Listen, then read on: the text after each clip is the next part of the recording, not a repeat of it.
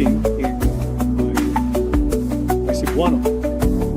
I thought I want to reach out to my people.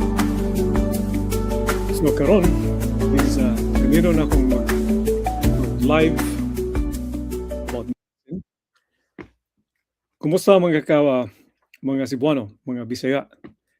I am Dr. Raul Inad from Cebu, Philippines.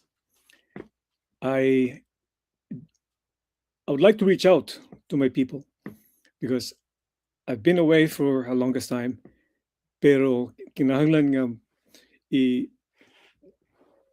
i-share na ako ang akong expertise or lack of in medicine.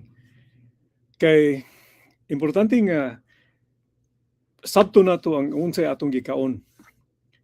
Kay importante nga ang kaning gikaon na to dictates on what we have sa atong mga panlawas.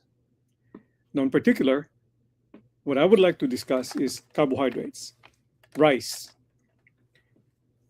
So, you think rice is the most healthy, but in reality,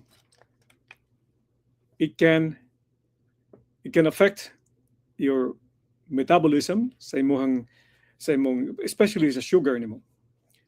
Asukar. When I talk about sugar, asukar sa dugo, which it's in medical term, it's called glucose or fasting glucose. Muna siya mo determine og doon na ba kay diabetes or things like that. Kay ang asukar or sugar is also the pathway for cholesterol. When you talk about cholesterol, there's dunay tulo ka particles sa cholesterol. We're talking about the good cholesterol, or HDL, or the bad cholesterol, which are two. Ang usa is a small LDL, or small particles, and triglyceride. Pasaylo ako, di ko kibaw mo translate na into Bisaya, pero just trust me, these two bad particles, triglyceride and the small LDL, is responsable sa pag-develop og thickening sa imuhang blood vessels called atherosclerosis. This atherosclerosis that we're talking about, mo ni siya cause sa heart attack or stroke. Mo ni siya mo harden, mo gahi ang imuhang mo stiffen ang imong blood vessels. So imagine ang imong blood vessels from the brain, ikan sa utok hangtod sa tiil. So it manifests as, for example, og ang imong utok, imong brain, ang blood vessels sa brain, nag-supply sa brain as is hard or atherosclerotic. Dali ra ni siya maapektuhan, mahimo dali ra ka mo mag-develop og stroke or atake sa brain, sa utok. Imagine sa imong kidney also. Mo harden na imong kidney, ang kanang kidney kinahanglan og blood flow or blood supply. Pero og ang imong blood vessels sa imong kidney dili maayo og patency og kanang dili siya kanang fluid. Ang imong kidney, ang kidney cell individually mo deteriorate, mamatay. Mahimo ni siyang mawa ang blood supply sa kidney, and eventually ma-develop ka og chronic kidney disease o sakit sa kidney, or ang tambal na eventually magkagrabe hemodialysis. Yung dili ka gusto ana. In fact, also sa imong extremities, sa imong tiil, common kayong mag-gangrene ang imong tiil kay wide circulation sa tiil. So mahimo na siyang gangrenous. Yang uban gani maputlang ang tiil tungod sa kanang tungod sa lack of oxygen or blood supply to this area of the body. So mahitabo. So imong from the blood pressure, blood sugar, ug ang blood sugar o glucose or asukal sa imuhang dugo or blood glucose mo mo stimulate ni siya para imong blood pressure musaka. So eventually og blood pressure musaka o chronically og dugay nimo nga magantos ka og blood pressure nga taas o hypertension, ang mahitabo nimo ang imong mga blood vessels gikan sa utok hangtod sa tip of your toes sa imong tiil mahimo ni siyang mugahi ni siya or atherosclerosis. Now unsa may hinungdan ani? Well, diet high in carbohydrates or refined carbohydrates. These are the carbohydrates nga dali na siya mo absorb sa imong dugo. For example, number 1, rice or pan, bread, or pasta, for example. This is easily digested. Ang mahitabo ani musaka imong glucose sa imong dugo, sa imong serum. Inighuman mo secrete og insulin ang imong pancreas. Muna siya mo hinungdan muna siya source sa insulin kung dunay increase of blood glucose sa imong sistema sa imong dugo. Og magsigi og kaon og for example high carbohydrates, refined carbohydrates high in sugar. For example, magsige kag kaon og rice or pan, especially fruit salad, common kay sa Pilipinas. Or worse is soft drinks like Coke, ice cream, halo-halo. This will stimulate your pancreas to secrete insulin. Ang insulin, unfortunately, kung siya inflammatory. Pag binisayo ng inflammatory, murag imagine nimo ang sistema hubag, murag puwa. Pero sa imong blood vessels, imong blood vessels inside sa imong lawas, nga mo supply sa imong kasing-kasing, sa imong utok, imong kidney, mahimo ni siyang scar or mo si tawag ani mo sa binisaya pa scar is kanang this will cause the blood vessels to be stiff. Mahimo ni siyang mugahi imong blood vessels. So mosamot imong blood pressure kasaka. Ang mahitabo sad og dili nimo ampingan ang imong blood sugar nga mo manaog. Chronically, ang insulin mo increase. There will be more insulin. Ang mahitabo ani ang imong mo develop ka what you call insulin resistance. Well, this insulin resistance that we talk about in medical term is dangerous because this will cause musaka imong blood sugar. Eventually, at first insulin will decrease the blood sugar, but then you lose your energy. Kapuyon ka pirmi. Muna nga og mukaon kag pan, mukaon kag rice, gutumon ka about 1 to 2 hours after, kay insulin musaka. Kunya mukaon na sa ka og kanon, mukaon na sa ka og snacks, mukaon na sa ka og kanang pan or pasta or anything that's sweet. Well, it becomes a revolving cycle. Kaya ang kaning cycle nimo sa imong lawas magsigsaka imong sugar. Ang mahitabo ani musamot og kasaka imong blood pressure. Ang blood pressure before ang gitudlo sa moa as we were in medical school nga it's ang asin, ang parat mo magka-cause of blood pressure. Well, nowadays it's been proven that the primary factor of increase in sa imong blood pressure is actually sugar. So magsikag kaon og asukar, most likely your blood pressure goes up. Another thing that will happen is that when your blood sugar is up, insulin goes up.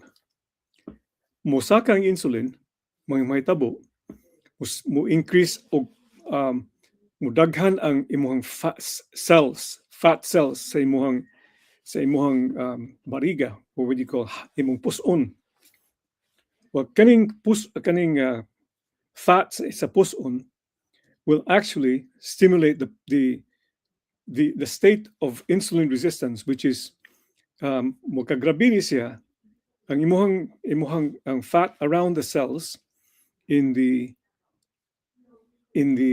abdomen muna siya cause sa what you call metabolic syndrome, a factor that together with saka ang blood pressure, saka ang imuhang taas imong sugar, mas dako kag risgo mag-develop kag heart attack or stroke kaysa imuhang blood sugar is up or saka imong blood pressure. But usually, these are mixed. Kung saka imong blood sugar, musaka imong blood pressure, and usually ang puson. That's why, kasagaran sa akong mga pasyente, matanaw na ko, just by looking at the size of their hip, which is measured around the hip bone, around not the belly button or the puso, sa pusod, but you make a parallel line, especially kung Pilipino ka, if og laki, og imuhang puson is more than 35 inches, that's a high risk for heart attack and stroke. If you're a woman, gubaye ka, og imong puson mas dako Filipino, Asian, or Latino, og musaka og imuhang puson mas higher than 30 inches, that's another risk for heart attack and stroke by itself. Because that fat cells that you see in your waistline is very inflammatory. Now, all these things are related to the carbohydrates. That's why ang akong title was Ugway bugas, ayaw kaguol. Kay ang bugas mas daghan pang maayo nga healthy food other than rice. What I'm referring to is dunay daghang pagkaon sa Pilipinas nga pwede mo ma-substitute. For example, kamote, which is sweet potatoes. Mas maayo pa na siya kaysa white potato nga ang kanon sa Amerikano. Like, gibuhaton og kanang French fries. Ayaw ng French fries because makasaka na sa blood sugar faster than the kamote. Why? Kaya ang kamote sa Pilipinas ng different colors, sometimes puti, yellow, or tapul, has more fiber. Mas importante na siya, mas healthy na siya compared to rice in itself. So, ayaw kaguol kung wa kay bugas. Kaya pwede ka mas maayo pang mukaon kag kamote, for example, or kamuting kahoy. But there's other foods nga pwede na ito makaon sa Pilipinas. For example, kangkong, vegetables. Kangkong, ayuhon nimo og luto para mas spicy siya, malami. Butangag tuno, maayo siya. Kamunggay, we call it moringa in the Western world, or the scientific name, moringa. It's better than rice. Daghana ang imong kamunggay, unya buhaton nimo og beverage or himong utan. The best there is there in Filipinas is pinakbit. Pinakbit is assorted vegetables. You put it in minimum duha ka tasa ng pinakbit twice a day or equivalent. For example, duha ka tasa ng kangkong twice a day is equivalent. Those are the kind of food nga importante sa imuha kay para malikayan ang imuhang ma-develop og diabetes or hypertension. What else? I think achara, for example, from the papaya. Achara is so rich in nutrients nga maayo daghan siya fiber, daghan siya og doon na siya substance called papain, which is good for digestion. These food, especially fermented food, for example, like papaya or achara, I think you know what I'm talking about. you shred the papaya, you put some vinegar, you put some vegetables, pepper. This will help you. Makatabang ni siya sa imong what you call microbiome inside your intestine, especially the small intestine. Importante nga gamon nimo ang imuhang microbiome or the good bacteria. Kaya kaning good bacteria, mulaban nimo sa sakit, mukontra sa sakit. Especially, for example, ang bacteria Lactobacillus gasseri, daghan silang klase ng Lactobacillus or species. This Lactobacillus ferments this fiber, for example, achara or kangkong or pinakbit. This will form what you call short chain fatty acids. Well, I'm sorry, why binisaya as a short chain fatty acids? Number one is butyrate. What type of short chain fatty acid? Or propionate or acetate. Well, these substances, kaninga substances, this will protect mo protect ni siya sa imuhang intestine. Kaya para dili siya masagulan og kanang foreign bodies, for example, virus or bacteria, nga musud dito sa system sa immune function. So, importante ni siya nga mukaon ka og fiber. Mas importante nga mukaon ka og daghan utanon or even fruits. Pero ang fruit has to be the whole fruit. Pero palihog og mukaon ka prutas, usara ka prutas. Papaya, for example, maybe 1/4 slice of the whole papaya. Ayaw pagkaon og kanang a fruit salad, for example. Kaya fruit salad is your number one enemy. So tiyan ka nga no. Ang fruit salad in itself, ang asukal sa frutas is fructose. Lahi na siya sa glucose nga gikan sa kanang tubo or the sugar cane. Ang fructose, lisod na siya pag dili siya ma-store. Moadto ni siya sa imong liver, sa imong atay, nga makakosog hubag sa imong atay. Especially kanang mag-fruit salad ka. Especially kada adlaw. So kinahanglan nga magbantay ka sa imong load sa imong sugar, especially sugar from the fruits or the fructose. This is muna siya cause sa inflammation sa imong liver, nga gitawag na to non-alcoholic fatty liver disease. Kaning non-alcoholic fatty liver disease used to be only caused by alcohol. That's why it's called non-alcoholic fatty liver disease. But what is causing this? What turns out, ang kaning cause ani is the fructose gikan sa prutas. So importante nga importante nga sabto nato nga just because it is natural fruit, fruit is a natural food, but magbantay ka sa kantidad o sa what do you call this, the way it's prepared, because fructose or without fiber, meaning kung i-juice nimo ang frutas, wa siya fiber. So sayon ra siya pag-absorb dito sa imong intestine o sa imong sistema, such that ang fructose mo either mo cause og inflammation sa imong atay, and that can cause scarring or mahimo na siyang cirrhosis sa imong atay. That would manifest or present as what you call ascites or tubig sa imong around sa atay, sa imong tiyan. Usahay mohubag imong tiil, mohubag imong tibok lawas tungod kay ang imong atay ni hubag ni gikuan na siya daghan na siya og kanang scars or cirrhosis. So things like this kinahanglan mo sabto nato.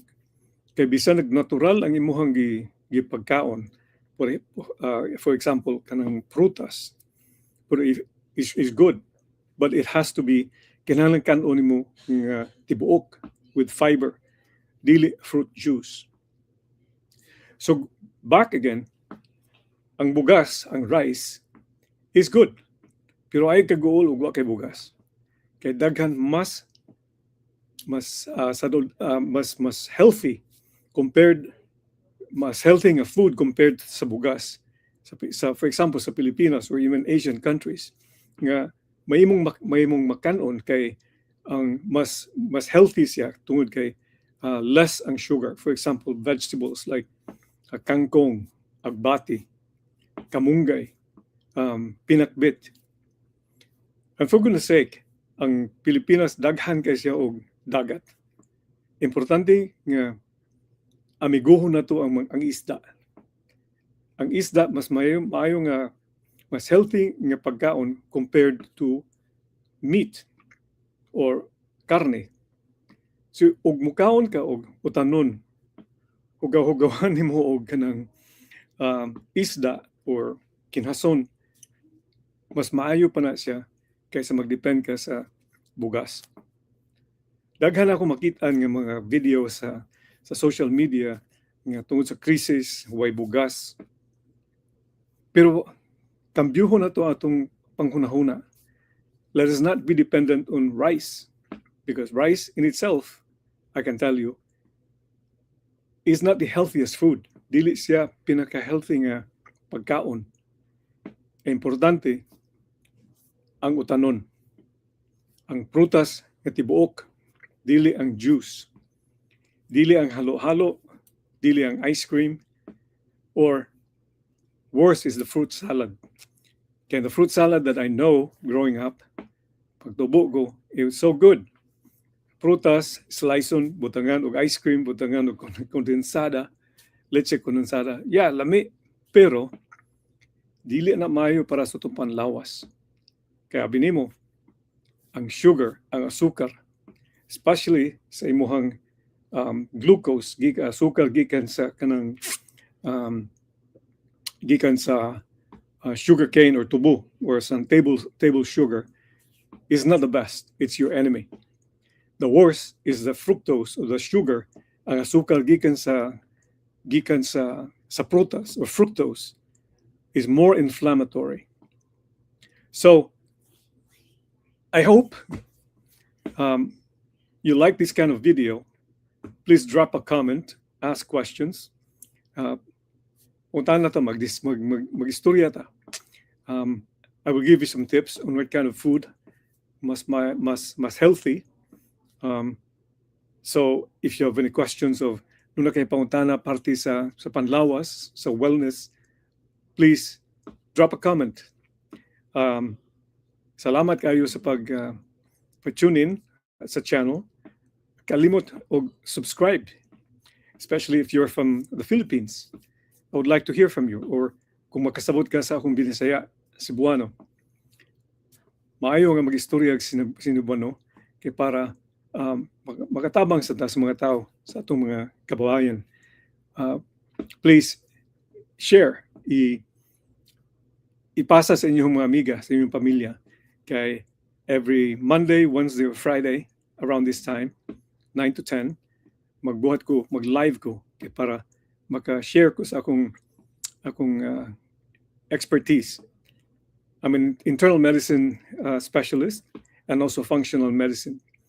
And my passion is to help people stay healthy. Okay, so for now, I will entertain questions. This is the first live broadcast sa akong native nga lingwahe, ang Cebuano or Binisaya. So next time, I hope I see you. And in a moment, I will entertain some questions. I have some people around me who's asking questions. So I'll post the comment and my answers. For now, I will say I'll say goodbye until next Wednesday and Friday. Doon ako'y mag-istorya ta sa magbinisaya ta. Sige. Bye-bye.